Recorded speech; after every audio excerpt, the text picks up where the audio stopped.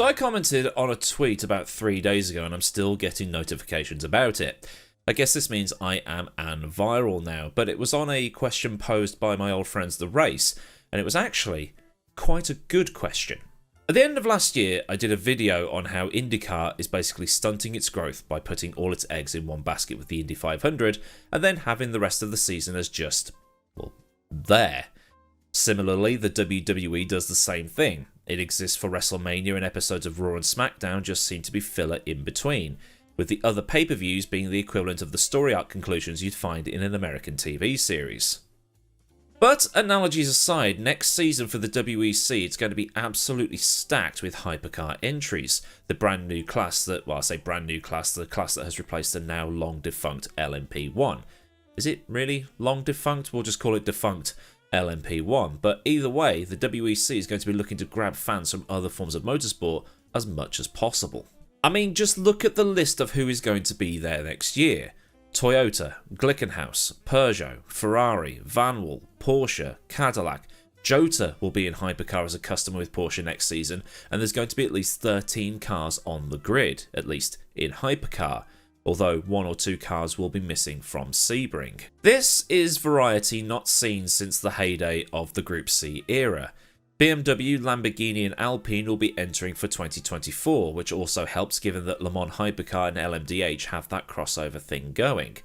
The WEC is entering a boom phase in terms of manufacturers, and like already mentioned, will want to grab what it can.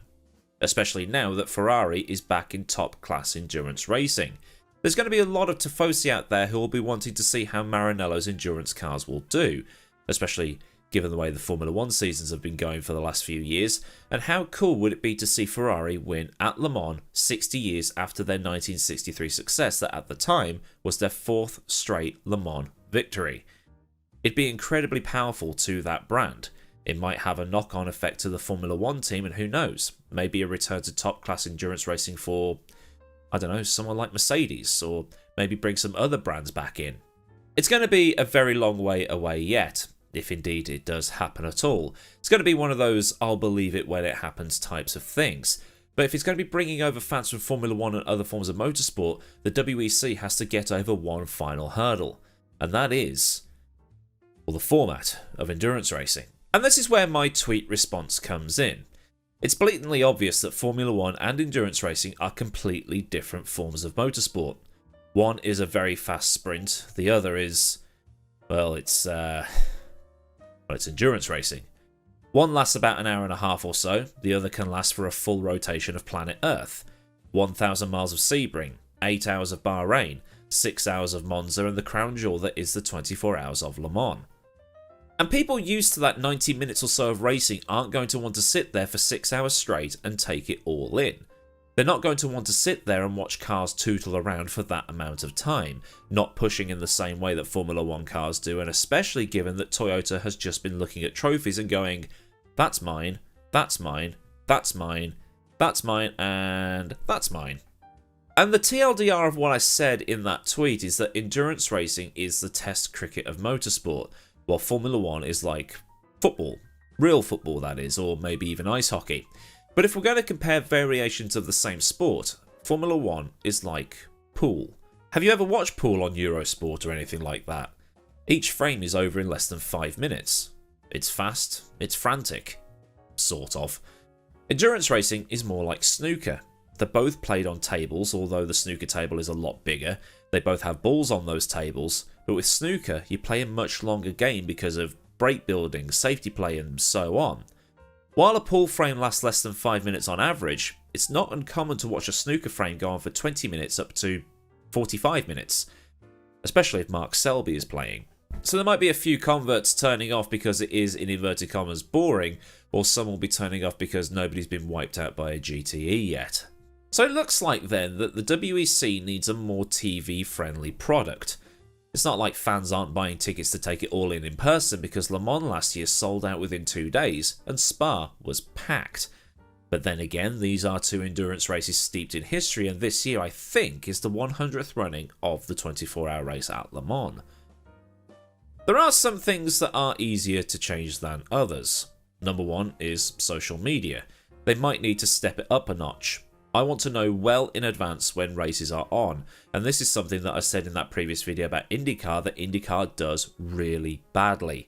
You've got to be really in the know to know when the races are on, and with the new hypercars for this and next year, people are going to want to see them running. Then put highlight packages on YouTube afterwards as a minimum, and maybe look into geo-blocked live streams dependent on whether existing television deals will allow it. They could also expand the calendar with maybe 3-hour sprint races on the same weekend as a Formula 1 Grand Prix, as a support act. It would be cool to see an endurance race around Circuit Gilles Villeneuve. It would be cool to get them back to Silverstone or even back to Sao Paulo. But this is all dependent on scheduling, contracts, and those blasted noise pollution rules. I say 3 hours because a 2-hour race isn't really much longer than a Grand Prix. This one is probably the less likely of the ideas I'm suggesting here, but this is all opinion and just free-form idea throwing. Something someone else pointed out is overhaul the website, as it's overly complicated and doesn't do much to get the average person in. It's one for those who already know the series and know what they're looking for. Maybe put a rundown of technical regulations, a beginner's guide, that sort of thing, or better yet, stick that kind of stuff on YouTube and share it every time an event is about to happen. And probably my biggest gripe with the WEC is get rid of those TV graphics. They're bad. They're really bad. Again, if you know the car number, then fantastic. But who is driving that car? And it can be at times really difficult to read. They spent too much time on making it look like something out of a video game or a Star Trek reboot than making it clear and concise. For reference, the best racing graphics I've ever seen were the 2015 to 2017 Formula 1 graphics.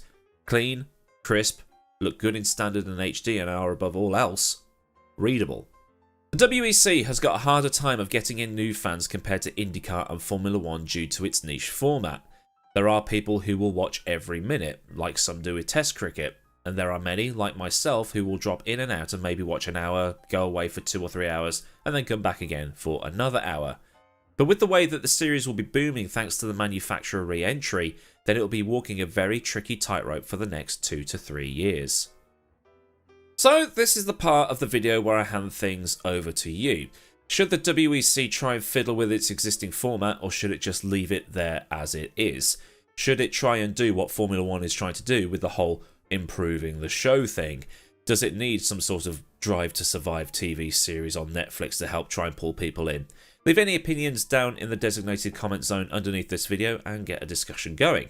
It is, after all, why I do this series. And while scrolling down, if you think I've made some good points or just in general like the video, then, well, like the video. And if you want to see more stuff like this from the opinion side of the motorsport stuff or the history side of the motorsport stuff, then get subscribed with the bell on so you never miss out on anything I do around here. Massive thanks to the kind folk at Patreon for the support, and if you want to help out with the purchasing of images for these videos or otherwise help keep things running around here, then a link to Patreon will be in the description, along with links to my social media stuff. Well, there is super thanks down there too if you just want to make a one-off donation without a monthly commitment. So until next time, I've been AdmiralLaWind, have a great day wherever you are, and I'll see you all again soon for another video. So until then, goodbye.